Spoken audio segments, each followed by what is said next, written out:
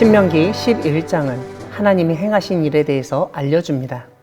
오늘 본문에서 모세는 하나님이 행하신 모든 일을 너희 눈으로 보았으니 그 모든 일을 기억해야 한다고 말합니다.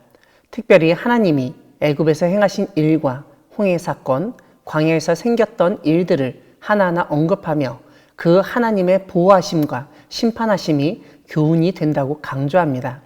즉, 하나님은 하나님의 백성은 보호하시지만 하나님을 대적하는 적들을 어떻게 멸망시키셨는지를 잘 새겨서 이스라엘은 그런 심판과 멸망을 경험하지 않아야 한다는 것입니다. 오늘 본문은 흔히 말하는 신명기 신학, 즉 하나님께 순종하면 복이 되지만 불순종하면 저주가 임한다는 점을 그대로 보여줍니다. 제일 먼저 순종의 모습은 모세를 통하여 명하신 하나님의 모든 명령을 지키는 것입니다. 그럴 때 이스라엘이 강성해지고 하나님이 약속하신 땅도 차지하게 되며 젖과 꿀이 흐르는 땅에서 오랫동안 살게 될 것이라고 알려줍니다. 하지만 이 모든 일들을 경험하였을 때 스스로 교만하여 질 것을 주의해야 한다는 점도 아울러 언급합니다. 하나님 아닌 다른 신들을 섬기고 절하면 하나님이 진노하시고 하늘을 닫아 비를 내리지 않아서 땅의 소산을 얻지 못할 것이고 그래서 결국 그 땅에서 멸망할 수 있음을 경고합니다. 이와 함께 하나님이 주신 말씀을 생활 전반에서 살피고 묵상하고 지키려 할 때 하나님이 약속하신 땅에서 그 수명이 길어지게 될 것이라고도 말합니다.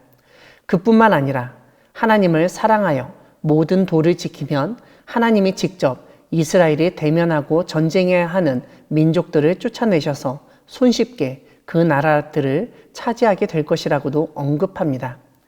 그럴 때 이스라엘이 발바닥으로 밟는 모든 땅이 이스라엘의 소유가 되게 하실 것이라는 점, 그 영토가 광야에서부터 레바논까지와 유브라데 강에서부터 서해까지라고 알려줍니다. 26절을 보면 모세는 복과 저주가 이스라엘 앞에 있다고 선언합니다. 눈앞에 갈림길, 선택지가 있는데 잘 선택하고 올바른 길로 가야 한다는 말입니다. 하나님의 명령을 들으면 이스라엘에게 복이 되지만 만약 그 도를 떠나서 하나님의 명령을 듣지 않고 알지도 못하던 신을 따르면 저주를 받을 것이라고 언급합니다. 특별히 모세는 산에서는 축복을 선포하고 에발산에서는 저주를 선포하라고 명령하십니다. 이렇게 복과 저주를 알려준 모세는 이스라엘의 축복을 택하도록, 그래서 하나님이 약속하신 땅을 차지하고 그곳에서 거주하며 복을 누리며 살도록 일깨웁니다. 무엇보다도 모세가 알려준 모든 규례와 법도를 지켜 행하라고 당부합니다. 사랑하는 광야교회 성도 여러분, 하나님은 우리 인생 앞에 축복과 저주의 두 갈래의 길을 펼쳐 놓으시고 축복의 길로 나아가도록 인도하시는 분이십니다. 축복에 이르는 길은 하나님의 명령을 따라 마음과 뜻을 다해서 하나님을 사랑하는 길입니다. 하나님이 원하시는 길이며 우리가 얼마든지 갈 수 있고 가야 하는 길입니다. 이와 달리 저주에 이르는 길은 우상을 좇아 섬기고 사는 길입니다.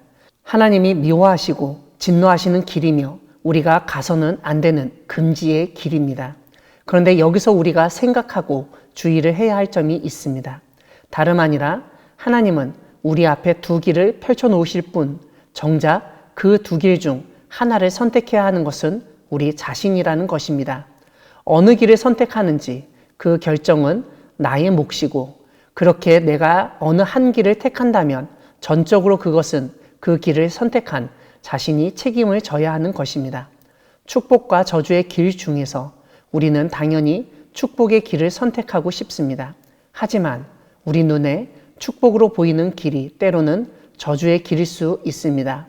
그러므로 성경이 알려주는 축복의 길이 무엇인지를 잘 알아야 그 길을 선택할 수 있습니다. 오늘 본문은 우리가 하나님에 대한 정보를 제대로 갖고 있어야 축복의 길을 선택할 수 있다고 알려줍니다. 모세는 이스라엘은 하나님이 어떤 분이신지, 이스라엘에게 무슨 일을 행하셨는지 기억하라고 명령했습니다. 그러한 하나님에 대한 기억이 올바른 판단을 하게 하기 때문입니다. 이제까지 이스라엘의 앞길을 열어주시고 인도하시고 보호하시며 필요한 것을 공급하시고 원수들을 물리쳐 주신 하나님을 제대로 안다면 다른 길을 선택할 이유가 없기 때문입니다. 하지만 이것은 순전히 우리의 생각입니다. 이스라엘은 분명히 하나님이 하신 모든 일을 두 눈으로 보았고 그 기적의 순간마다 그 자리에 있었습니다. 그런 이스라엘이었지만 결국 하나님에게 순종하지 못하고 불순종하여 저주에 이르는 길로 나가게 되었습니다. 그러므로 우리는 단순히 하나님에 대한 정보만 갖고 있는 것으로 만족해서는 안 되겠습니다. 그 다음 단계가 정말 중요합니다. 바로 신명기 6장에서 살펴본 것처럼 하나님의 말씀을 우리 마음판에 새기고 언제 어디서나 하나님의 말씀을 접할 수 있는 환경을 만드는 것입니다. 오늘 본문도 바로 이 점을 반복해서 강조하고 있습니다. 우리는 매일 하나님의 말씀을 우리 마음에 새기고 마음과 뜻을 다하여 지켜 행하도록 노력해야 하겠습니다. 그럴 때 우리 앞에 축복의 길이 펼쳐지며 그 길을 선택하고 그 길을 걸어갈 때 이스라엘이 경험했던 임마누엘 하나님, 모든 것을 공급하시고 도우시는 하나님을 경험할 수 있을 것입니다. 하나님에 대한 정보가 넘치는 시대에 그것만으로 만족하는 것이 아니라 하나님을 진짜 사랑하는 데까지 나아가는 우리 모두가 되기를 소망합니다. 아멘.